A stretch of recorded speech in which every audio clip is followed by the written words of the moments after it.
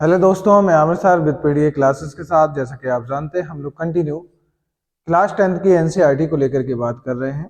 और यहाँ मैं आपके साथ दो चैप्टर कंप्लीट कर चुका हूँ एनसीईआरटी के क्लास 10 हिस्ट्री के, जिसमें मैं स्पेशल एसएसटी के जो पार्ट है उसको हिस्ट्री को लेकर के आपके साथ डिस्कस कंटिन्यू कर रहे हैं, जिसमें nationalism in Europe, nationalism in India, ये दो चैप्टर को मैं आपके साथ डिस्कस कर चुका। इनके क्वेश्चन भी हमने देखे, एक एक कॉन्सेप्ट की बात की और लाइन टू लाइन एक्सप्लेनेशन की बात की। मैंने आपसे ये भी कहा था कि बहुत जल्द कुछ टाइम बाद हम आपके साथ यहाँ वन शॉट वीडियो है, एक ही वीडियो में सारा स्लाइड बाय स्लाइड नोट्स के अकॉर्डिंग भी पढ़ाएंगे। लेकिन मैं एक बार चाहता हूँ कि आपके साथ कि सारे टॉपिक एक बार फिनिश कर दिए जाए, मतलब जो बुक्स है लाइन बाय लाइन। और बहुत जल्दी इंग्लिश की लेक्चर्स भी एक दो दिन में आपके पास प्रोवाइड होने लगेंगे। इंग्लिश मीडियम की भी एनसीईआरटी आने लगेगी, उसकी भी हम यहाँ बात कर लेंगे। तो हम बिना देरी किए हुए उसी चैप्टर को, क्योंकि थर्ड चैप्टर आपका चल रहा है the making of global world, जो थर्ड नंबर का चैप्टर है हम आपके साथ पढ़ रहे हैं। और चैप्टर है the making of global world. Third chapter की हम इसकी बात कर रहे हैं, the making of global world की। इस वाले चैप्टर को हम बहुत डिटेल से पढ़ेंगे और एक एक कॉन्सेप्ट की बड़े अच्छे से बात करने वाले हैं।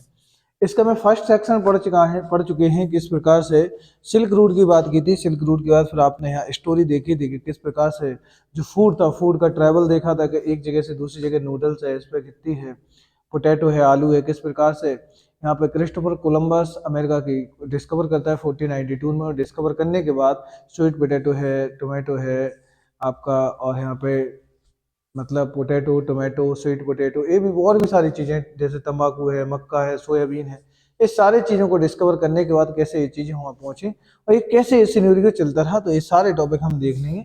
बिना देरी किए हुए टॉपिक को स्टार्ट करते हैं और बात करते हैं हम लोग 19th सेंचुरी की, 19वीं सदी की, और 1815 से 1914।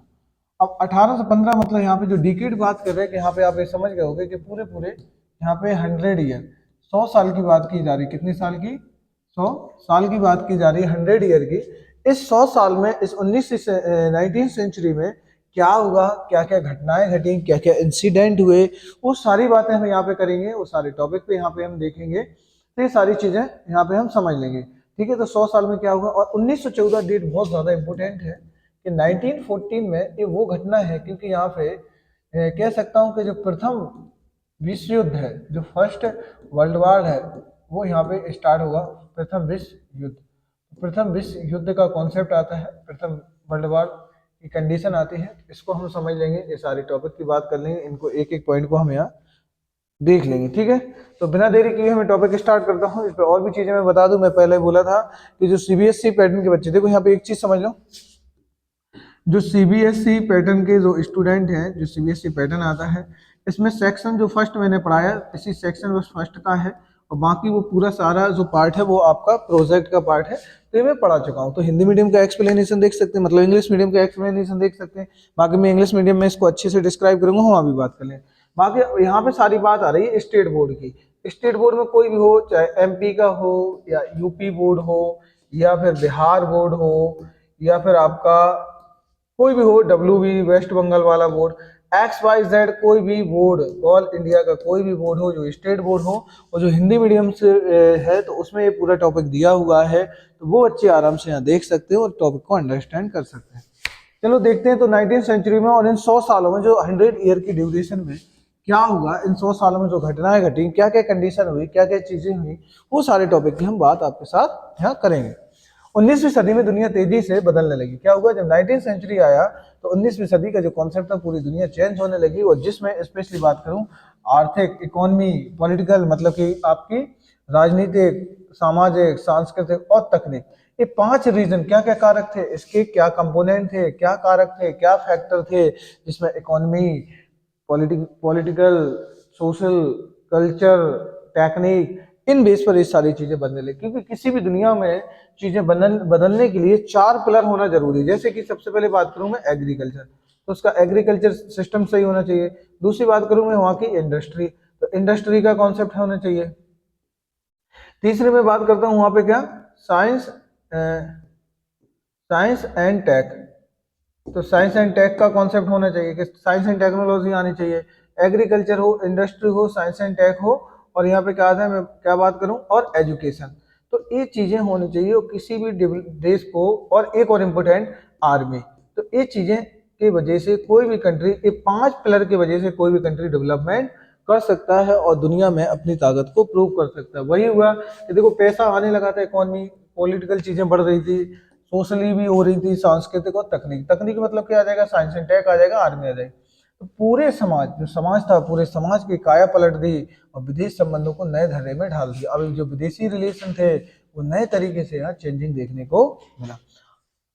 अर्थशास्त्रियों ने अंतर्राष्ट्रीय आर्थिक विनिमय में 3 तरह की गतियां और प्रभाव का उल्लेख किया है। तो अर्थशास्त्री है, जो इकोनॉमिस्ट है, उनने इंटरनेशनल आर्थिक प्रोसेस में कितने प्रभाव हो रहा था, कितने तरीके से, 3 तरह के, 3 तरह की, जिनमें से पहला प्रभाव क्या था, ये लिखा पहला। तो फर्स्ट वाला क्या बताया कि फर्स्ट प्रभाव, फर्स्ट प्रभाव था व्यापार का। तो पहला प्रभाव इन्होंने बताया जो फर्स्ट वाला था, किसका था, ट्रेड का। तो ट्रेड का होता था, जो 19वीं सदी के रूप में मुख्य रूप से वस्तुएं, जैसे कि कपड़ा इंपोर्टेंट है, गेहूं, तो ये 2 चीजें। तो क्या क्या बोल रहा है कि यहाँ पे कपड़ा है, गेहूं है आदि, इन चीजों के व्यापार तक सीमित था। दूसरा था यहाँ पे, दूसरी चीजें यहाँ पे आ रही है, सेकंड नंबर पे आ रहा है श्रम। दूसरा क्या आ रहा है, दूसरे नंबर पे आ रहा है श्रम। तो दूसरे पे यहाँ बात क्या की, श्रम की श्रम मतलब आपका हो गया कि लेबर कह सकते हैं, श्रम की बात कर रहा है, तो प्रभाव हुआ। तीसरे बात करें, इनमें से कुछ लोग, यहाँ बात करें, इनमें से कुछ लोग काम या रोजगार की तलाश में एक जगह से दूसरी जगह जाते थे। तीसरा प्रभाव था पूंजी। तीसरा क्या था, पैसा। तो तीसरा प्रभाव क्या था, पैसा। तो यहाँ पे तीसरा क्या था, पैसा था। तो तीसरा वाला आ जाएगा यहाँ पे पैसा, तो पूंजी आ जाएगी। तो हमने यहाँ पे बात की कि यहाँ पे 19वीं सेंचुरी में, जो 19वीं सेंचुरी थी, अर्थशास्त्री थे, अंतर्राष्ट्रीय आर्थिक विनिमय में 3 तरह की गतिविधियों का प्रभाव बताया। जैसे पहला था व्यापार, जैसे मैं पहली बात करूँ क्या होगा, पहला होगा ट्रेड, तो पहला हो गया व्यापार। दूसरे की किसकी बात की, दूसरे का यहाँ पे बात किया किस चीज का, श्रम। दूसरा क्या है, तो दूसरा कंपोनेंट था श्रम, मतलब कि लेबर, जो चीजें थी, और लोग काम की तलाश में एक जगह से दूसरी जगह क्या कर रहे थे, यात्राएं कर रहे थे, ट्रेवल कर रहे थे। तीसरा क्या था, तीसरा क्या है, कैपिटल। तीसरा क्या है, पूंजी। थर्ड क्या आएगा, पूंजी। तीसरा क्या आएगा, कैपिटल।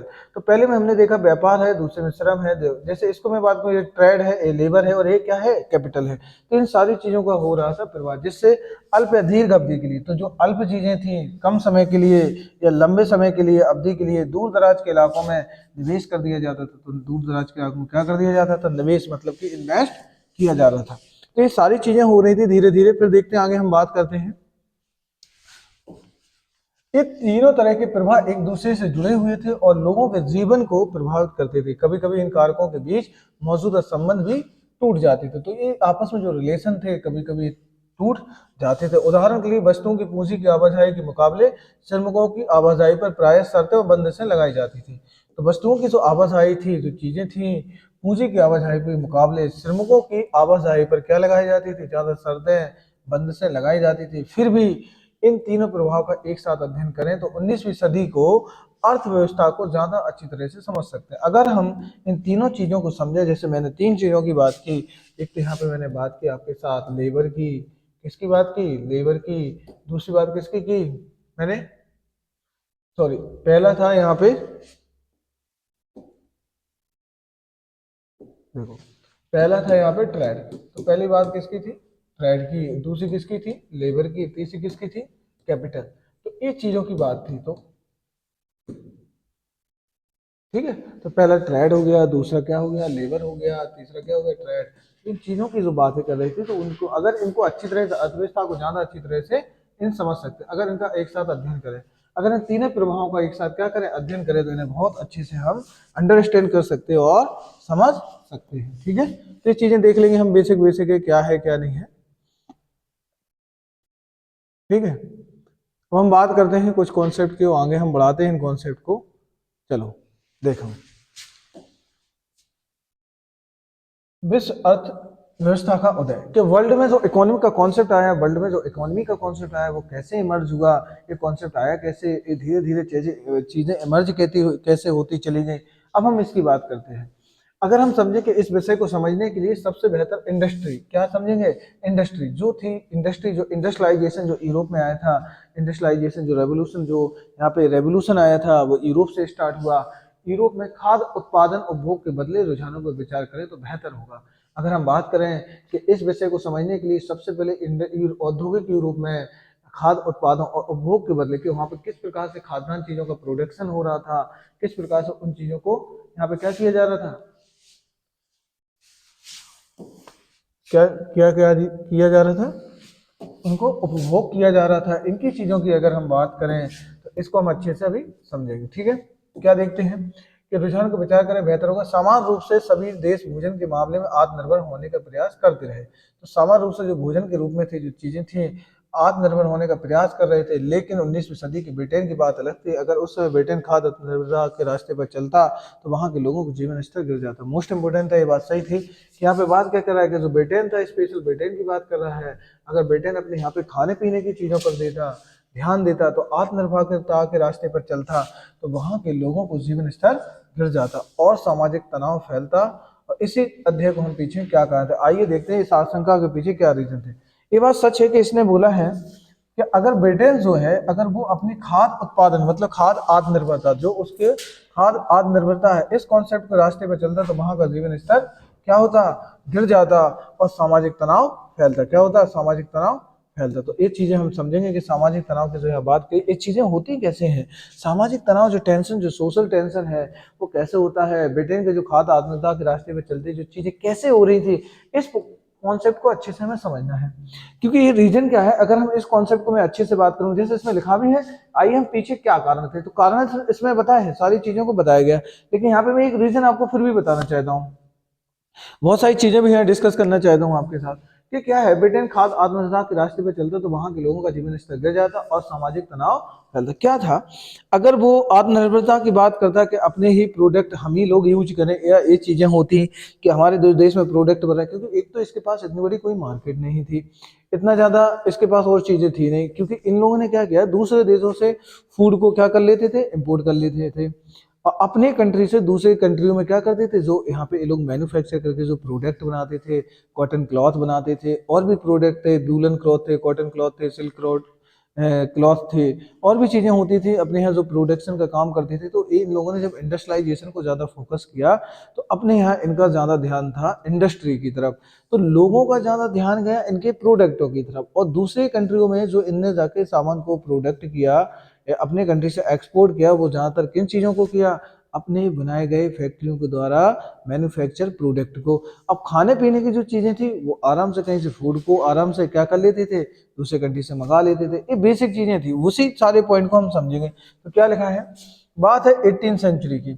आखिरी दशकों में ब्रिटेन की आबादी तेजी से बढ़ने लगी। जब लास्ट का जो टाइम चल रहा था, लास्ट डिकेड था, तो जो ब्रिटेन की जो पॉपुलेशन थी, वो तेजी से क्या हुई, बढ़ने लगी। और नतीजा यह निकला कि देश में भोजन की जो मांग थी, वो क्या हुई, बढ़ी। और देश में जो भोजन की जो डिमांड थी, वो क्या हो गई, बढ़ गई। तो भोजन की डिमांड बढ़ गई। जैसे जैसे शहरों, क्या कहा, जैसे जैसे शहरों में फैले, शहरों फैले और उद्योग बढ़ने लगे, क्या, जैसे जैसे शहर फैले और उद्योग बढ़ने लगे, तो कृषि उत्पादन क्या होगा, जो कृषि जो उत्पादन है, क्या है, कृषि, तो कृषि जो उत्पादन है की मांग भी बढ़ने लगी। तो कृषि उत्पादन की मांग बढ़ने लगी, कृषि उत्पाद महंगे होने लगे। यही इंपोर्टेंट है। देखो क्या है कि जब ब्रिटेन में आबादी बढ़ी, जब ब्रिटेन में पॉपुलेशन बढ़ी, तो यहाँ पे क्या हुआ कि जो भोजन था, जो फूड था, उसकी प्रोडक्शन की मांग बढ़ने लगी, मतलब उसकी डिमांड बढ़ी, शहर फैले और शहर बढ़ते चले गए, उद्योग बढ़ने लगे, इंडस्ट्री एरिया बढ़ने लगा।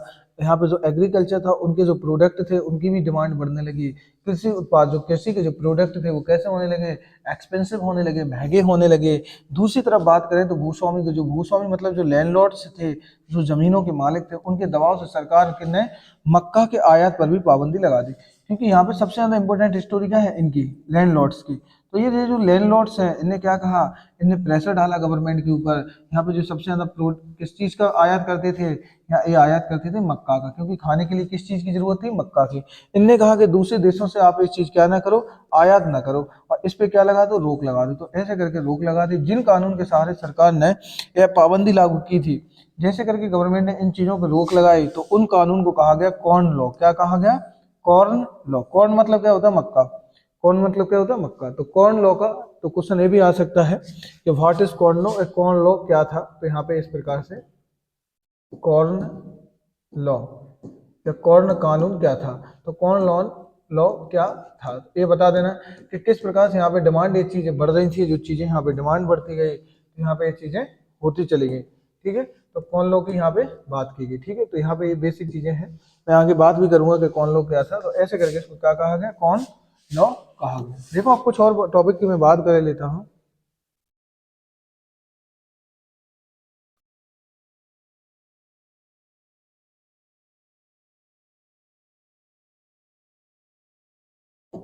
देखो अगर कौन लॉ की मैं बात करूं यहाँ पे, यहाँ देखो, तो खाद्य पदार्थों के ऊंची कीमतों से परेशान उद्योगपति, जो खाद्य पदार्थों की ऊंची कीमतों से परेशान जो उद्योगपति थे, शहरी बंदिशों और सरकार को मजबूर कर दिया और वह कौन लोग को फौरन समाप्त कर दे। क्या कहा, जो यहाँ के लोग थे, क्योंकि कीमतें इतनी ज्यादा बढ़ गई थी, प्राइस जो थी इसकी जो कीमत थी बहुत ज्यादा क्या हो गई थी, प्राइस को बहुत ज्यादा इंक्रीज कर दिया गया था। प्राइस बहुत ज्यादा जब इंक्रीज होने लगी, ये चीजें ज्यादा बढ़ने लगी, तो इससे परेशान हो गए लोग। क्या हो गए, तो लोग परेशान होने लगे कि प्राइस ज्यादा हो गई, अब लोग खाएंगे कैसे। तो ज्यादातर यहाँ पे लोग इस चीज का क्या करने लगे, विरोध करने लगे। और हुआ क्या कि जो कॉर्न लॉ था निरस्त हो जाने के बाद बहुत कम कीमत पर खाद्य पदार्थों का आयात किया जाने लगा। यही हुआ कि बाद में बहुत कम कीमतों पर उनको आयात किया जाने लगा। आयातित खाद्य पदार्थों की लागत ब्रिटेन में पैदा होने वाले खाद्य पदार्थों से काफी कम थी।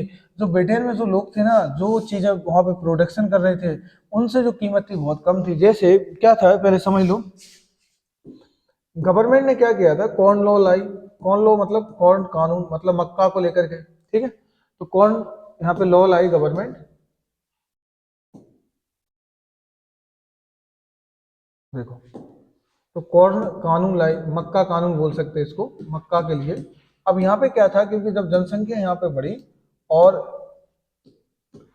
खाने की चीज बढ़ती चली गई, तो जब कॉर्न लॉ का सिस्टम आया, क्या आया, कॉर्न लॉ का, कॉर्न लॉ का जब सिस्टम आया और जैसे इस चीज समझने लगे, ये चीज बढ़ने लगी, तो यहाँ क्या चीजें समझी इनने, तो इन्होंने क्या देखा, कॉर्न लॉ का जब सिस्टम आया और ये चीज समझने लगे, तो यहाँ पे हुआ क्या, यहाँ देखो ध्यान से, हुआ क्या कि यहाँ के जो इंडस्ट्रियलिस्ट थे, जो उद्योगपति थे, तो उनने क्या कहा, क्योंकि दूसरी जगह से जो चीजें आ रही थी वो क्या आ रही थी, दूसरी जगह से जब आयात कर रहे थे, किसको, मक्का को आयात कर रहे थे, तो यहाँ पे जो कीमत थी बहुत सस्ती थी, ये बहुत क्या था, सस्ता था। मक्का जो था वो कितना था, बहुत सस्ता था। और उद्योगपति चाहते थे कि गवर्नमेंट क्या करे, कौन लो लागू कर दे, और आयात किया हुआ जो मक्का ये आ रहा है, जो मक्का का प्रोडक्शन कर रहे हैं, इस पे क्या लगा दिया, प्रतिबंध लगा दिया है। यही हुआ, जब कौन लो आया तो इस पर क्या लगाया गया, प्रतिबंध लगा दिया। किस पे प्रतिबंध लगा दिया, मक्के के आयात पर। अब जब मक्के पे आयात पर प्रतिबंध लगा दिया, तो उद्योगपतियों का प्रॉफिट ज्यादा होगा, मुनाफा ज्यादा होगा, क्योंकि जो भी यहाँ पे किसान है, जो भी यहाँ के लोग हैं, वो इनसे ही चीज खरीदेंगे, चाहे वो महंगे दाम पर दें या सस्ते, क्योंकि खाने को तो कुछ था नहीं, खाने को यही चीजें थी। तो ये सब चीजें महंगी होने लगी, तो यहाँ पे लोगों ने इसका विरोध किया। जब यहाँ पे शहरी बासिंदों ने, बासिंदे मतलब लोग, तो कीमतों से परेशान उद्योगपतियों और शहरी बासिंदे जो लोग थे, सरकार को मजबूर कर दिया और वह कॉर्न लॉ फौरन समाप्त कर दिया। और ऐसे करके इस कॉर्न लॉ को क्या हुआ, जो मक्का को लेकर के जो कानून था उसको समाप्त कर दिया। जब ये चीज समाप्त कर दी गई, तो ब्रिटेन में क्या होने लगे, फिर से आयात होने लगा। जब चीजें आयात होने लगी, तो आयात इतना सस्ता होता था, जो ब्रिटेन में जो प्रोडक्शन हो रहा था उससे बहुत ज्यादा सस्ता था। तो जो ब्रिटेन में प्रोडक्शन हो रहा था, ब्रिटेन में जो कीमतें थी उनसे इतना सस्ता पड़ रहा था। अब लोग इनका क्यों खरीदेंगे, क्योंकि आयात वाली चीजों पर ज्यादा ध्यान देंगे। यही हुआ कि जब ये चीज हो गई, तो कीमत पर खाद्य पदार्थों का आयात किया जाने लगा। किस पे, कम कीमत पर, ये लिखा है। तो कम कीमत पर इसका क्या, आयात पर किया जाने लगा। तो आयातित खाद्य पदार्थों की लागत ब्रिटेन में पैदा होने वाले खाद्य पदार्थों से क्या थी, काफी कम थी। तो इनकी जो कीमत थी वो काफी कम थी। फलस्वरूप ब्रिटेन किसानों की हालत बिगड़ने लगी। तो जो ब्रिटेन के किसान थे, क्या थी, जो ब्रिटेन के किसान थे, तो ब्रिटेन किसानों की जो हालत थी वो क्या होने लगी, काफी बिगड़ने लगी। आयातित माल की कीमत का मुकाबला नहीं कर सकते थे जो ब्रिटेन के वो थे, जो आयातित चीजें हो रही थी उनका मुकाबला या कंपटीशन के साथ नहीं कर पाई। यही तो हुआ कि जो दूसरे देशों से, दूसरे कंट्रियों से आयात कर रहे थे, किसको, मक्का को, तो उनके मुकाबले इनकी कीमतें ज्यादा थी। और यही हुआ कि आयातित माल की कीमत का मुकाबला ब्रिटेन के इस चीजें नहीं कर सकती थी। तो फलस्वरूप ब्रिटेन किसानों की हालत क्या, बिगड़ने लगी, क्योंकि किसान जो ये चीजें थे वो ज्यादा मुनाफे पे बेच रहे थे। इससे क्या हुआ, विशाल भूभागों पर खेती बंद हो गई। तो ज्यादातर जो जमीनों पर जो खेती होती थी, यहाँ के लोगों ने खेती बंद कर दी। हजारों लोग बेरोजगार हो गए। क्या हो गए, हजारों लोग यहाँ पे क्या हो गए, बेरोजगार हो गए। क्योंकि जब लोग यहाँ पे, वो चीजें नहीं होंगी, वो चीज सस्ती मिलने लगेगी, तो लोग यहाँ पे क्यों करेंगे खेती। और ऐसा हुआ कि यहाँ पे हजारों लोग बेकार होने की वजह से गांव से उजड़ कर वे या तो शहरों में या दूसरे देशों में जाने लगे, और यही हुआ कि उनको एक देश से दूसरे, तो गांव से यहाँ छोड़ करके लोग एक जगह से कहाँ जाने लगे, या तो शहरों में जाने लगे या फिर दूसरे देशों में जाने लगे। तो मैं ऐसी आशा करता हूँ कि आप कौन लॉ समझ गए होंगे, कौन लॉ के पीछे के रीजन क्या थे, और कौन लॉ का क्या कारण था, और विरोध करने के पीछे रीजन क्या थे, और फिर बाद में कैसे यहाँ के किसान बेरोजगार हो गए। तो ये सारे क्वेश्चन आप, ये सारी चीजें यहाँ पे चीज आप अंडरस्टैंड हो गई होगी। चलो मैं आगे चलता हूँ। यहाँ देखते, देखो यहाँ पे एक इमेज है, मैं इसकी बहुत अच्छे से बात करूंगा। देखो हुआ क्या कि जब खाद्य पदार्थों की कीमतों में गिरावट आई तो ब्रिटेन में उपभोग का स्तर बढ़ गया, क्योंकि जब इन सीधी बात है कि जब यहाँ पे गिरावट आ गई, जो कीमतें कम हो गई, प्राइस कम हो गई, तो ब्रिटेन में जो उपभोग थे, जो खाने वालों की जो लेवल था वो धीरे धीरे बढ़ गया। सीधी बात है कि अभी जो सस्ती थी, जैसे मान लो 1 किलो मक्का 2 रुपए का मिल रहा था, 1 किलो मक्का 2 रुपए का मिल रहा था, लेकिन अब 1 किलो वही मक्का 1 रुपए में मिल रहा है। तो यहाँ पे जो चीजें थी, जो लोग थे कि जो पहले जिनके पास पैसा नहीं होता था, अच्छा अपना मतलब पोषण नहीं करते थे, मतलब खाना उतना ध्यान नहीं देते थे, क्योंकि उतना उनकी इनकम नहीं थी। अभी कम इनकम में उतना उनको खाने को मिल रहा है, तो लोग ज्यादातर अपने मतलब खाने पर ज्यादा ध्यान देंगे।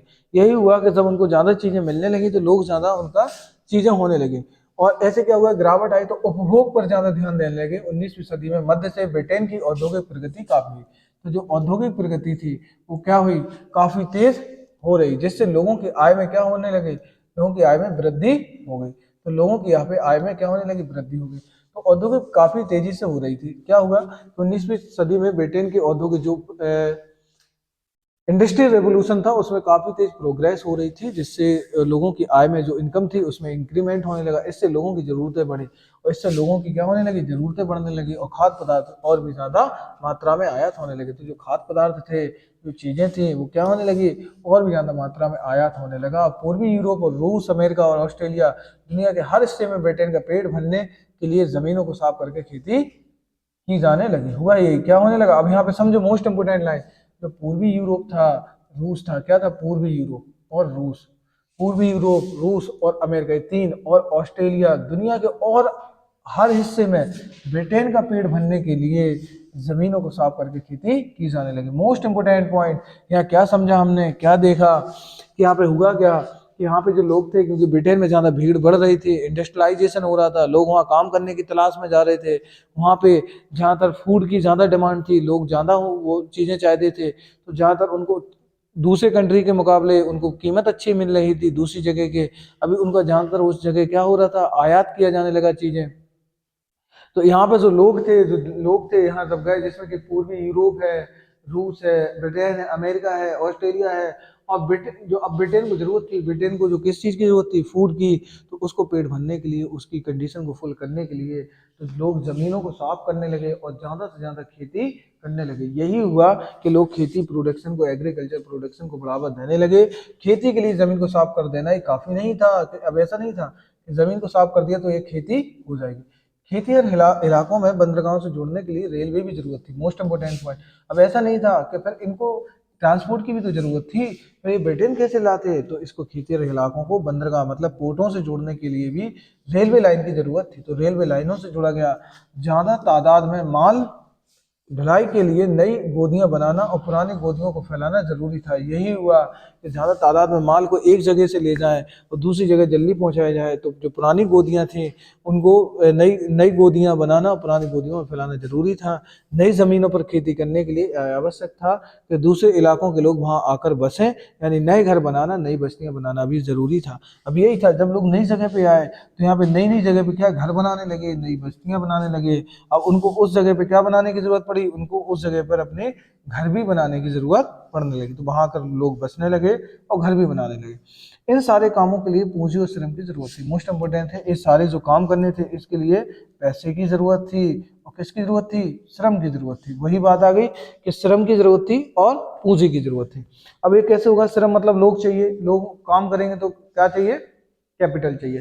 तो श्रम की जरूरत थी और पूंजी की जरूरत थी, मतलब पूंजी और श्रम की जरूरत थी, किसके लिए, व्यापार के लिए। तो इन सब तीनों पॉइंट में हमने बात की, जो अर्थशास्त्री थे इन 3 पॉइंट बोले थे कि किस प्रकार से 3 कंपोनेंट है, मतलब 3 कंपोनेंट है, जिसमें कि पूंजी, कैपिटल है, ट्रेड है, और क्या है, श्रम है। इनकी बात की जरूरत थी। इसके लिए क्या बोला, इसके लिए लंदन जैसे वित्तीय केंद्रों से पूंजी आने लगी, यही हुआ। इसके लिए लंदन जैसे जो वित्तीय केंद्र थे इनसे क्या आने लगी, पूंजी आने लगी। इससे लंदन, तो यहाँ से पैसा कहाँ से आ रहा था, लंदन से आने लगा। जो लंदन का जो केंद्र था, इसके लिए जो लंदन का जो केंद्र था क्या आने लगा, यहाँ से पेमेंट आने लगा। जैसे वित्तीय केंद्रों से पूंजी आने लगी। और अमेरिका और ऑस्ट्रेलिया जैसे जिन स्थानों पर मजदूरों की कमी थी, जो अमेरिका है, क्या है, अमेरिका, ऑस्ट्रेलिया, अमेरिका और ऑस्ट्रेलिया, तो अमेरिका, ऑस्ट्रेलिया जैसे जिन स्थानों पर मजदूरों की कमी थी, वहां लोगों को जाकर बसाया जाने लगा, यानी कि जो प्रवाह होने लगा। यही हुआ, ये धीरे धीरे चीजें देखो कैसे होने लगी। तो अभी ब्रिटेन, लंदन से पैसा भी आने लगा उनको करने के लिए, और वित्तीय केंद्रों से पूंजी आने का अमेरिका, ऑस्ट्रेलिया जैसे जिन स्थानों पर मजदूरों की कमी थी, वहां लोगों को ले जाकर बसाया जाने लगा, यानी श्रम का प्रवाह होने लगा। ऐसे करके क्या होने लगा, यहाँ पे श्रम का प्रवाह होने लगा। ठीक है, यहाँ पे एक जो चित्र बना है आप देख सकते हो कि एक जहाज बना है, एक शिप है, उस शिप में इतने सारे मजदूर, सारे लोग चढ़े हुए हैं। यहाँ लिखा है अमेरिका को रवाना होते अप्रवासियों से लदे जहाज का एक चित्र, MW रिडले 1869। तो 1869 की बात है कि इसमें किस प्रकार से एक जहाज में कितने सारे मजदूर अमेरिका में एक नई जगह पे जाना चाहते हैं, नया बिजनेस करना चाहते हैं। वहाँ पे क्या करेंगे जाके, कि वहाँ पे एक नई खाली जमीन होगी और अपना खेती करेंगे, जाके क्या करेंगे, एग्रीकल्चर करेंगे। किसके लिए, हाँ, तो आप यहाँ समझ सकते हो कि किस प्रकार से चीजें मतलब प्रभाव होने लगा। किस चीज का प्रभाव होने लगा, फ्लो होने लगा, श्रम का। अब बात करता हूँ, मैं आगे बढ़ता हूँ कुछ टॉपिक की। तो 19वीं सदी में यूरोप के लगभग 5 करोड़, कितने लोग, 5 करोड़ लोग अमेरिका और ऑस्ट्रेलिया में जाकर बच गए। मोस्ट इंपोर्टेंट पॉइंट, इस लाइन को इंपोर्टेंट हाईलाइट करो। इन 19th सेंचुरी में, किसमें, 19th सेंचुरी में यूरोप के जो लोग थे, कितने लोग, 5 करोड़। तो 5 करोड़ लोग अमेरिका, और कहाँ जाके बस गए, ऑस्ट्रेलिया। कहाँ बस गए, ऑस्ट्रेलिया। तो अमेरिका और ऑस्ट्रेलिया में जाकर के बस गए। तो क्या हुआ, देखो वही चीज है जो हमें समझनी है, कि 5 करोड़ लोग बस गए अमेरिका और कहाँ, ऑस्ट्रेलिया। तो ऑस्ट्रेलिया जाकर के बस गए। माना जाता है कि पूरी दुनिया लगभग 15 करोड़ लोग बेहतर भविष्य की चाह में, 15 करोड़ लोग किसमें, बेहतर भविष्य की चाह में घर बार छोड़कर दूर के देशों में जाकर के काम करने लगे थे। अब यही चीज आपको समझानी है, मुझे अच्छे से बतानी है, थोड़ा यहाँ ध्यान दे लीजिए। मैं बात करता हूँ,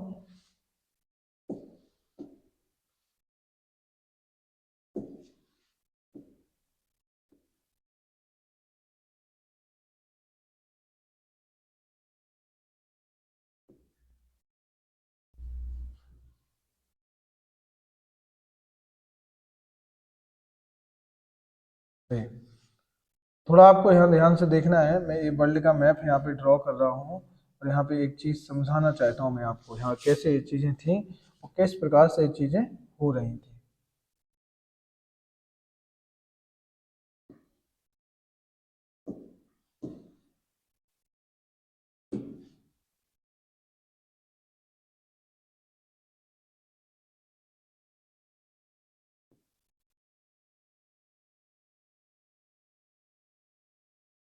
ठीक है, ये पूरा आपका इस प्रकार से यूरोप हो जाएगा। ये आपका यूरोप है, इस प्रकार से ये गल्फ ऑफ फारस, और ऐसे करके इंडिया। ठीक है, ये सब, और यहाँ आपका इस वाले पार्ट पे आ जाएगा ऑस्ट्रेलिया। अगर मैं यहाँ पे बता दूं, यहाँ पे क्या आएगा,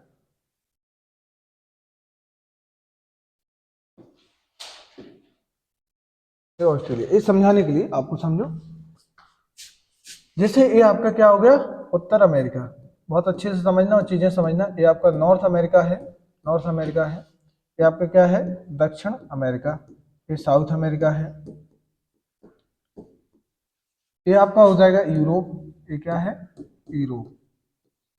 ये क्या हो गया, ये वाला पार्ट आएगा एशिया का, एशिया कॉन्टिनेंट का। ये क्या हो जाएगा, अफ्रीका। ठीक है, ये भारत हो जाएगा, इंडिया है।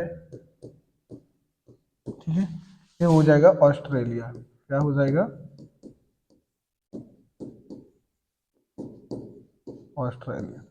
अब यहाँ आपको ये चीज समझनी है, जो चीजों को समझना है, जो पॉइंटों को समझना है, कि यहाँ पे जो यूरोप का जो हिस्सा है, यहाँ पे आपका क्या है, यहाँ पे आपका क्या है, ब्रिटेन है। क्या है यहाँ पे, इस वाले पार्ट में। तो यहाँ पे जो हिस्सा है इस प्रकार से ऐसे करके, ये आपका क्या है, ब्रिटेन है। तो ये क्या है, यूके, मतलब कि ब्रिटेन है, यूके है, यूनाइटेड किंगडम। तब उस समय यूनाइटेड किंगडम नहीं था, अभी मैं इसको नहीं समझा रहा, एक सेकेंड, इसको नहीं बता रहा, ठीक है। इस टाइम पे क्या था, ये ब्रिटेन है। ये मैं बात कर रहा हूँ किसकी, ब्रिटेन की। ब्रिटेन में आया क्या, औद्योगिक क्रांति आया। जब औद्योगिक क्रांति आया, कब आया, 17वीं शताब्दी में। जब 17वीं शताब्दी में औद्योगिक क्रांति आया, इंडस्ट्रियल रेवोल्यूशन आया। अब ये चीजें क्या थी कि यहाँ पे क्या था कि सब लोग जो यूरोप में था, यूरोप की कंडीशन समझो। अगर मैं आज से 200 साल पहले की बात करूँ, टू 200 साल पहले, अगर मैं 200 साल पहले की बात करूं, 200 साल पहले, अब ध्यान से समझना, 200 साल पहले अगर मैं यूरोप की बात करूं, तो अगर मैं ये कहूं कि आप अगर यहाँ सुनने में थोड़ा वो लगेगा कि यहाँ पे क्या चल रहा था, यहाँ क्या था, भ्रष्टाचार से भरा था। किससे भरा था, भ्रष्टाचार। अगर मैं कहूँ यहाँ राजा किंग सिस्टम था, क्या था, मोनार्की सिस्टम। तो किंग सिस्टम था, क्या था, किंग सिस्टम था। अगर मैं यहाँ बात करूं कि यहाँ पे बहुत सारा क्या था, जो धर्म, जो धर्म था, क्या था, धर्म में भी बहुत ज्यादा धार्मिक कन्फ्लिक्ट थे, धार्मिक क्या थे, धार्मिक विवाद। तो धर्म विवाद, धर्म भी बहुत ज्यादा यहाँ पे विवादों में घिरा हुआ था। अगर मैं बात करूं यहाँ पे किस चीज के, कि यहाँ पे एक रोटी के टुकड़े के लिए, किसके लिए, एक रोटी के टुकड़े, एक रोटी के टुकड़े के लिए बड़ा सा रेवोल्यूशन हो गया था, बड़ी क्रांति। आप फ्रेंच पढ़ा होगा, फ्रेंच में किस प्रकार से एक रोटी के टुकड़े के लिए बड़ा सा रेवोल्यूशन। तो मैं बात करूँ और भी चीजें देखूं कि यहाँ पे धार्मिक कन्फ्लिक्ट थे, लोगों को खाने के लिए एक वक्त का खाना नहीं था, बहुत ज्यादा राजनीतिक से लेकर के, पॉलिटिकल इशू से लेकर के, धर्म को लेकर कन्फ्लिक्ट था, एक दूसरे की बातों को नहीं मानते थे, एक दूसरे को मतलब अभी सीधा सीधा बोल सकते हैं, करप्शन से लेके अनएम्प्लॉयमेंट जाना था, बढ़ती हुई पॉपुलेशन, बढ़ती हुई बीमारियां। एक बात हाँ, कि यहाँ पे क्या बीमारी, तो बीमारी जो बढ़ती हुई, ये सारी चीजें जो यहाँ पे जो मिल रही थी, इन सब सारे कारणों से कौन जूझ रहा था, यूरोप जूझ रहा था। यूरोप के सामने इतने बड़े इश्यू थे, इतनी सारी प्रॉब्लम्स थी। जब 1492 में, 1492 में, किसमें, 1492 में क्रिस्टोफर कोलंबस ने, जब कोलंबस ने यात्रा की, कहाँ की यात्रा की, जब कोलंबस ने अमेरिका, जब अमेरिका को खोजा 1492 में, तो इनके पास जो अभी कोई ऑप्शन नहीं था, जो चीज़ें नहीं थी, और अमेरिका जाकर के जब इसको पता चला, एक क्या नई जगह मिल गई, नई जगह मतलब नई दुनिया। तो नई दुनिया जब इसको मिल गई है, नई दुनिया में क्या मिला इसको, खाने को खाद्यान्न की चीज़ें मिली, मतलब क्या मिला, खाद्य सामग्री मिली। खाद्य सामग्री के बाद क्या मिला, खनन मिले, खनन मतलब खनिज मिल गए, खनन मिल गया मतलब खनिज मिल गए, मिनरल्स मिल गए। और क्या मिल गया यहाँ पे बहुत सारी खेती के लिए एग्रीकल्चर लैंड मिल गया, खेती के लिए एग्रीकल्चर ज़मीन मिल गई। तो जो लोग अभी इससे पहले जो इमेज दिखाया कि जो लोग जाना चाहते थे, जो लोग यहाँ आना चाहते थे या ट्रेड करना चाहते थे, कि अभी हमें दूसरे कंट्री के साथ ट्रेड व्यापार करना है, तो लोगों ने क्या किया कि एक जगह से दूसरी जगह लोग आने लगे। और यहाँ से अभी जो कॉन्सेप्ट आ रहा है, जो मुझे समझाना है, कि यूरोप से लोग माइग्रेट करने लगे, कहाँ की तरफ, अमेरिका की तरफ। लोग कहाँ आने लगे, अमेरिका की तरफ आने लगे। अब सब अमेरिका की तरफ लोग आए, क्योंकि इसलिए अब वही मैंने बताया कि एक डाटा भी था, 5 करोड़ से लोग ज्यादा अमेरिका और कहाँ चले गए थे, कहाँ, अमेरिका और कहाँ चले गए थे, ऑस्ट्रेलिया। 5 करोड़ से ज्यादा, किस लिए, बेहतर भविष्य के लिए, बेहतर एम्प्लॉयमेंट के लिए, बहुत ज्यादा रोजगार, अपने एक मतलब एक ऐसी जगह के जहाँ पे धार्मिक कन्फ्लिक्ट ना हो, बीमारियां ना हो, इन सब एक बेटर लाइफ के लिए लोग एक जगह से दूसरी जगह सर्वाइव करने लगे। अब जब इन जगहों पर, यहाँ पे कैरिबियन सागर, यहाँ पे छोटे छोटे आइलैंड है, ऐसे क्या है, ऐसे यहाँ पे क्या है, बहुत छोटे छोटे आइलैंड है। तो यहाँ पे बहुत छोटे छोटे आइलैंड हैं, जिनको बोलते हैं कैरिबियन आइलैंड।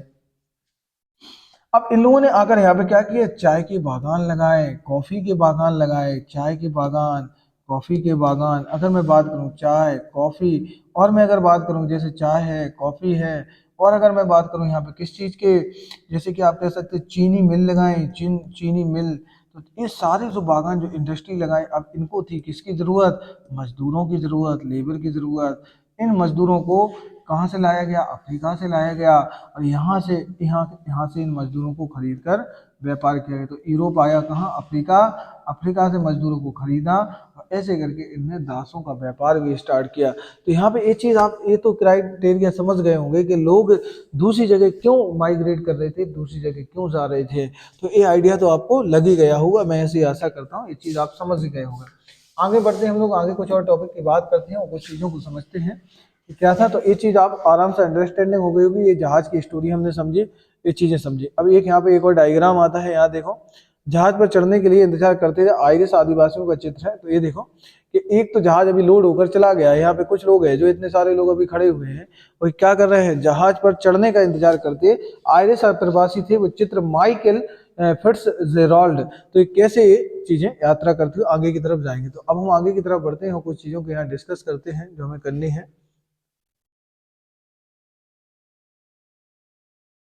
देखो अब हम करते हैं बात कुछ और 1819 की बात कब की, 1819। 1890 में वैश्विक कृषि अर्थव्यवस्था सामने आ चुकी थी। यही हुआ कि इस प्रकार से पूरी वर्ल्ड की जो इकोनॉमी थी जिसमें स्पेशल कृषि, तो वैश्विक कृषि अर्थव्यवस्था सामने आ चुकी थी। इस घटनाक्रम के साथ श्रम विस्थापन, जो श्रम थे, जो मजदूर थे, एक जगह से दूसरी जगह जा रहे थे, किसका, तो श्रम विस्थापन हो रहे थे, पूंजी का क्या हो रहा था, प्रभाव हो रहा था। परिस्थितियां जो थी ऐसी में तकनीकी में गहरे बदलाव आ चुके थे क्योंकि टेक्नोलॉजी आने लगी थी धीरे धीरे, जो अभी धीरे धीरे इतने ज्यादा मजदूरों को एक जगह से दूसरी जगह ले जाया जा रहा था। अब उस जगह इंडस्ट्री लगानी थी, उस जगह कोई भी चाय के बागान या खेती करनी थी, तो उस जगह किसकी जरूरत थी, पैसे की। तो कैपिटल भी यहाँ पे ट्रांसफर किया जा रहा था, लोगों को किया जा रहा था। अब भोजन को किसी आसपास के गांव या कस्बे से नहीं बल्कि हजारों मील से आने लगा।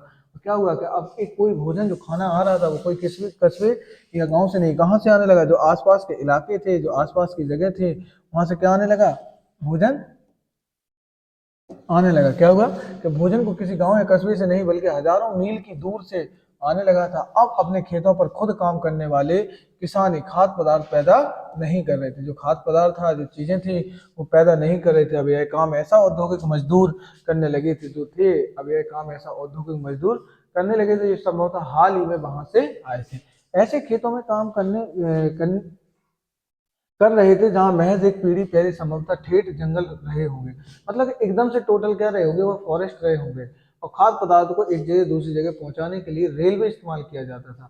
यही होता था, जो खाद्य पदार्थ होते थे उनको एक जगह से दूसरी जगह पहुंचाने के लिए किसका इस्तेमाल होता था, रेलवे का इस्तेमाल किया जाता है। इसलिए इनको जहां तक किससे जोड़ा गया, बंदरगाह। और यहाँ पे पोर्टों को डेवलपमेंट किया गया, बंदरगाह या तो जो मतलब कि जो नेचुरली थे तो उनको अच्छे से बनाया गया, नहीं तो फिर आर्टिफिशियल पोर्टों का भी इस्तेमाल किया गया।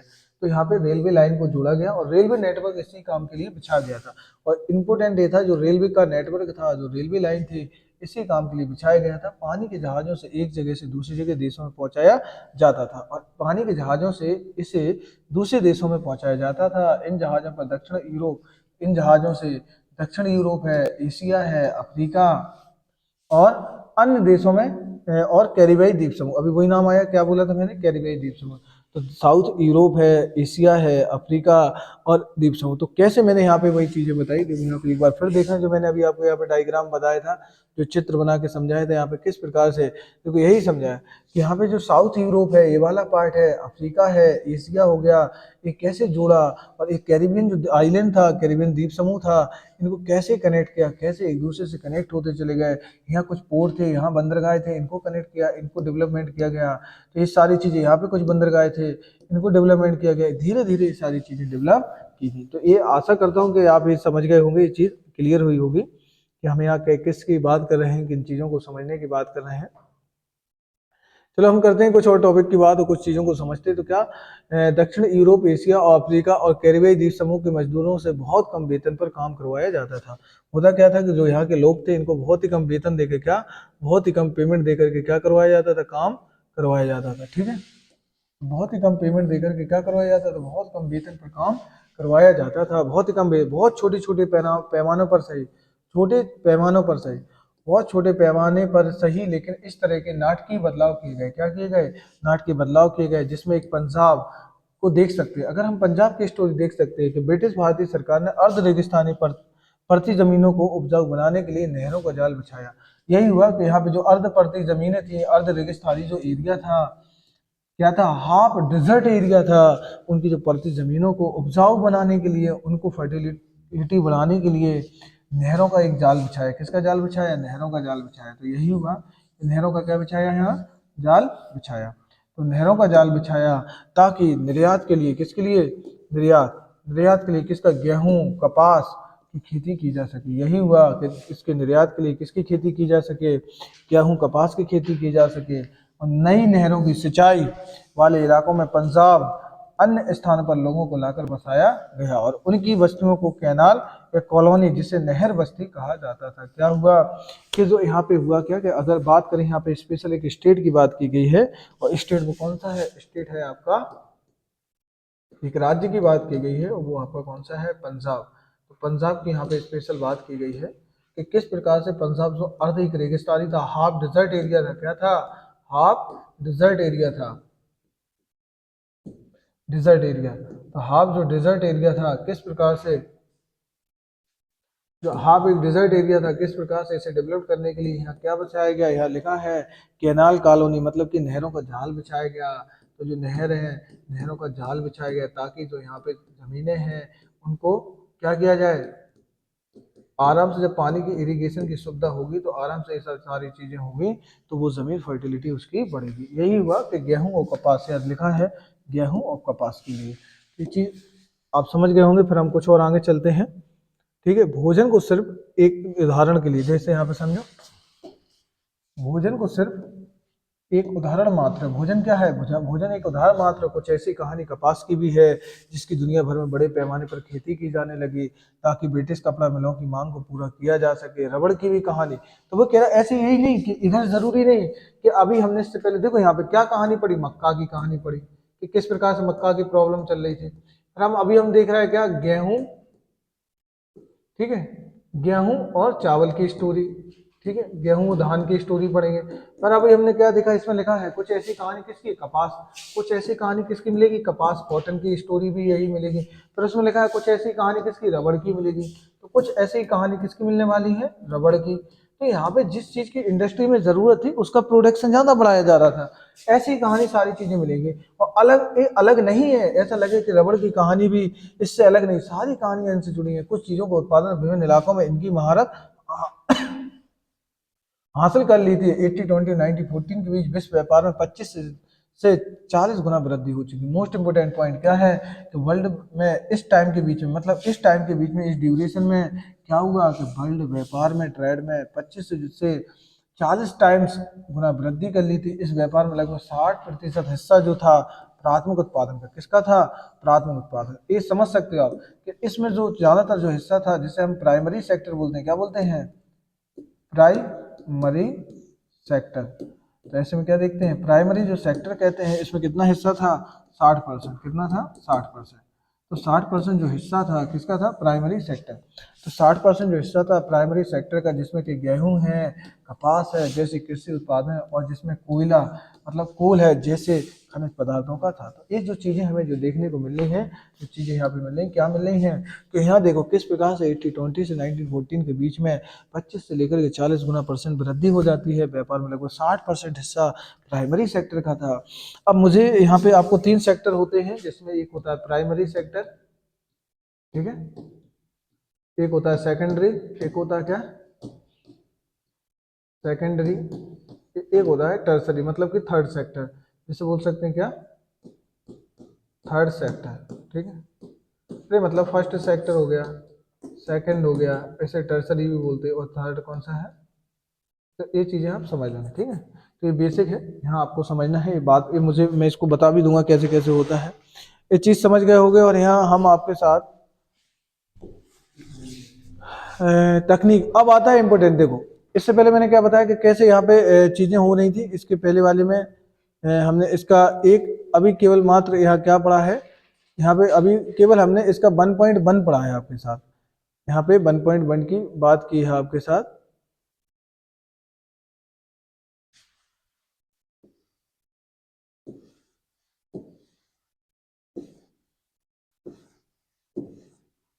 एक सेकेंड,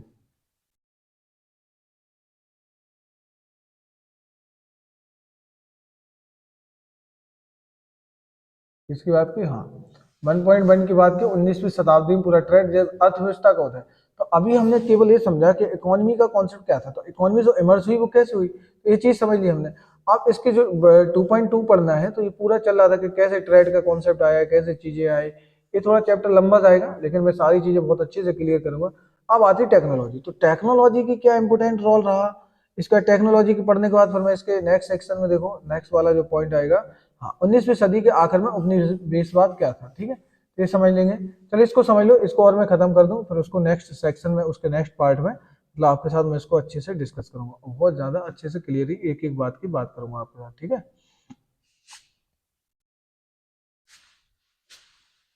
देखो अब हम बात करते हैं कुछ चीजों की कि तकनीक की भूमिका। तो यहाँ पे जो इम्पोर्टेंट है, टेक्नोलॉजी की बात कर रहा है कि टेक्नोलॉजी का कॉन्सेप्ट आया कैसे, इस घटनाक्रम में तकनीक की क्या भूमिका थी। तो वो ये कह रहा है कि ये जो जितनी भी इंसिडेंट हो रही थी ना, तो टेक्नोलॉजी का क्या रोल था। अब वही था कि रेलवे लाइन कैसे बिछाया गया, पोर्ट को डेवलपमेंट कैसे किया गया, इंडस्ट्री का क्या कॉन्सेप्ट था, तो ये सारी चीजें बता देनी, वही सारा लिखा है। ये देखो वही लिखा है, रेलवे लिखा है, भाप के जहाज लिखे, भाप के जो जहाज थे, टेलीग्राफ लिखा है, एक चीज आ गई ना कि रेलवे लाइन हो गई, भाप के जहाज हो गए, शिप हो गए, कि किस स्टीम जो इंजन थे, शिप थे, तकनीक से बदलाव के महत्वपूर्ण है। उनके बिना 19वीं सदी में आए परिवर्तनों की हम कल्पना भी नहीं कर सकते। अगर ये चीजें ना होती ना, भाप के जहाज और रेलवे, टेलीग्राफ, ये चीजें ना होती तो सच में हम उनको इमेजिन भी नहीं कर सकते कि ऐसा कुछ हो पाता।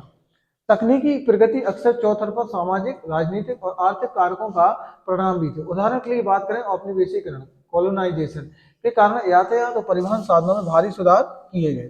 तेज चलने वाली रेलगाड़ी बनी, यहाँ पे इम्पोर्टेंट क्या हुआ कि यहाँ पे जो स्पीड फास्ट स्पीड में चलती थी, तो यहाँ पे क्या हुआ, रेलगाड़ी बनी, तेज जो चलने वाली रेलगाड़ी थी, बोगियां थी, ये सारी बनती चलेंगी। जलपोतों का आकार बढ़ा और जिससे किसी भी उत्पाद को खेतों से दूर के बाजारों में कम लागत पर और ज्यादा आसानी से पहुंचाया जा सके। हुआ था जो तेज चलने वाली गाड़ियां थी, रेलगाड़ियां बनने लगी, बोगियों का भार कम किया गया, जो बोगियां थी, जलपोतों का आकार बढ़ा, जो उनका साइज थी वो बढ़ती चली गई, और किसी भी उत्पाद को खेतों से दूर बाजारों में कम लागत पर और ज्यादा आसानी से, मतलब यहाँ पे ट्रांसपोर्ट की हम बात किस चीज की कर रहे हैं, यहाँ पे इम्पोर्टेंट था, सबसे ज्यादा इम्पोर्टेंट था ट्रांसपोर्ट, क्योंकि ट्रांसपोर्ट के बिना ये सारी चीजें पॉसिबल नहीं थी। और ट्रांसपोर्ट के लिए इन्होंने किस चीज का डेवलपमेंट किया, रेलवे का। तो रेलवेज का विकास किया, रेलवे का क्या।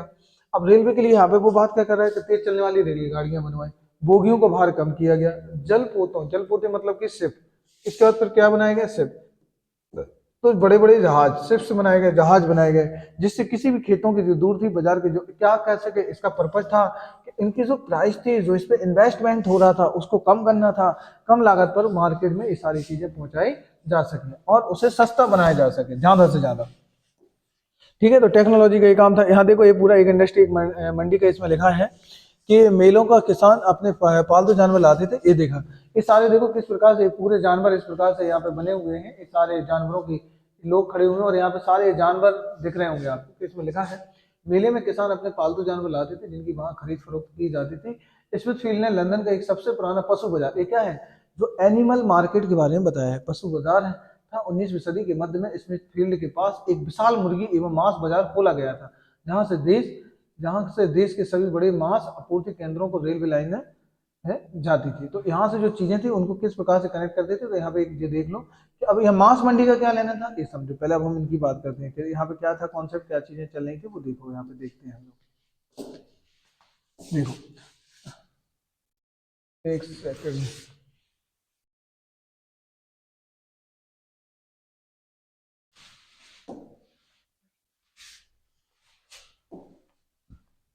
हाँ, तो मांस उत्पादन के व्यापार में इस प्रक्रिया का अच्छा अंदाजा मिलता है। 80-70 के दशक में अमेरिका यूरोप को मांस का निर्यात नहीं किया जाता था। क्या था कि 1870 में जो था कि जो जब इसको निर्यात नहीं होता था अमेरिका से यूरोप, तो अमेरिका से जो चीजें आती थी वो यूरोप को मांस का निर्यात नहीं किया जाता था। उस समय केवल जिंदा जानवर ही भेजे जाते थे। प्रॉब्लम क्या थी कि अभी क्या था कि 80-70 तक की टेक्नोलॉजी नहीं थी इस प्रकार की, कि 1870 की जो बात मैं कर रहा हूँ यहाँ पे, 70 तक किसी भी प्रकार का, जो 80-70 का जो दशक है, ऐसे में कोई भी ऐसा तकनीक, कोई भी ऐसी चीजें नहीं मिलती जिससे कि ये सारी चीजें की जा सके या इस टेक्नोलॉजी को बढ़ाया जा सके। तो यहाँ पे जो होता था ऐसे में सीधे जानवर, क्या बोलते हैं कि जिंदा जानवर, तो ऐसे में ये लोग क्या जिंदा जानवर ले जाते थे। क्या ले जाते थे, जिंदा जानवर। अब जिंदा जानवर आप ले जाओगे, आप मुझे खुद बताओ, जब जिंदा जानवरों को ले जाओगे तो जो एक नॉर्मल, जैसे मान लो ये कोई जहाज है, एयरपोर्ट है, अब इसमें ये जानवर है, ये सारे जानवर हैं, अब इनको ये ज्यादा जगह घेरेंगे, क्या करेंगे, ज्यादा जगह घेरेंगे, अगर यही मांस हो तो इन सारे जानवरों का मांस एक छोटे से इतने हिस्से में कवर हो जाए। तो इनके लिए ज़्यादा जगह घेरने की वजह से क्या होता था कि एक तो कम पहुंच पाते थे और कभी कभी लंबी यात्राएं रहती थी, 6 महीने, 1 साल, 2 साल। होता क्या था कि ऐसी कंडीशन में या तो वो जानवर मर जाते थे और बहुत ज़्यादा दुबले पतले हो जाते थे, जिसकी वजह से इन मांस की कीमत वहाँ पे बहुत ज़्यादा होती थी। वो यही कह रहा है, उस समय केवल जिंदा जानवर भेजे जाते थे जिन्हें यूरोप ले जाकर ही लंबे सफर पर मर जाते थे। यही हुआ कि यूरोप ले जाकर ही काटा जाता था, और उनको जब यूरोप में ही काटा जाता था क्योंकि लोग ताजे मांस में एक होता है कि ताजा रहेगा, अभी जो बेकार है उसमें उतना प्रोटीन भी नहीं रहता है और साथ में वो टेस्ट भी नहीं रहता है। तो ये दोनों चीज़ों की बात की जा रही। तो उनको जब अमेरिका से यूरोप ले जाते थे तो उनको क्या जानवर जिंदा ले जाते थे, वहीं उनको काटा जाता था। होता क्या था, लेकिन जिंदा जानवर बहुत ज़्यादा जगह घेरते थे। वही मैंने अभी बात समझाई कि जो जिंदा जानवर होते थे बहुत ज़्यादा जगह घेरते थे, बहुत सारे लंबे सफर में वो क्या होते थे, या तो मर जाते थे या क्या होता था बीमार पड़ जाते थे, बहुतों का वजन गिर जाता था, या वे खाने के लायक नहीं रह जाते थे, या तो वे खाने के लायक नहीं रह जाते थे। इसी वजह से मांस खाना एक महंगा सौदा था। जो मांस था, जो मांस का प्रोडक्शन हो रहा था, जो चीज़ें थी, क्या था, मांस को खाना था, मांस खाना एक महंगा सौदा था। जो चीज़ें थी क्या थी, एक महंगा सौदा था। यूरोप के गरीब पहुंच से बाहर था। यूरोप के जो, अब ऐसा तो है नहीं, अब मांस जो आता था केवल किन तक, केवल अमीरों तक जाता था। अब गरीब इतना महंगा मांस नहीं खा सकते थे। दूसरी तरफ ऊंची कीमतों के कारण मांस, जो मांस का उत्पादन था, जो ऊंची कीमतें थी, मांस का उत्पादन की मांग बढ़ी, उत्पादन भी क्या हुआ, कम रहता था। नई तकनीक के आने पर यह स्थिति बदल गई। क्या हुआ, नई टेक्नोलॉजी आने पर यह स्थिति बदल गई। पानी के जहाजों में रेफ्रिजरेटर की तकनीक स्थापित कर दी गई। अब क्या हुआ, मोस्ट इंपोर्टेंट, कि यह स्थिति बदलने लगी और पानी के जो जहाज थे, क्या थे, पानी के जो जहाज थे, पानी के जहाजों में रेफ्रिजरेटर की तकनीक स्थापित कर दी गई, जिससे जल्दी खराब होने वाली, क्या हुआ, जिससे जल्दी खराब होने वाली चीज़ों को लंबी यात्राओं पर ले जाया जा सकता था। मोस्ट इंपोर्टेंट, यहाँ पर क्या टेक्नोलॉजी आ गई, रेफ्रिजरेटर की।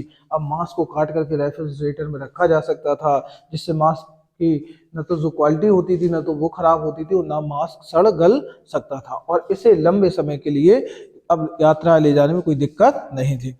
इसके बाद हुआ क्या, इसके बाद जानवरों को यात्रा पहले मारा जाने लगा, और या वहीं पे यूरोप में ही इनको काटा जाने लगा, उनको मारा जाने लगा।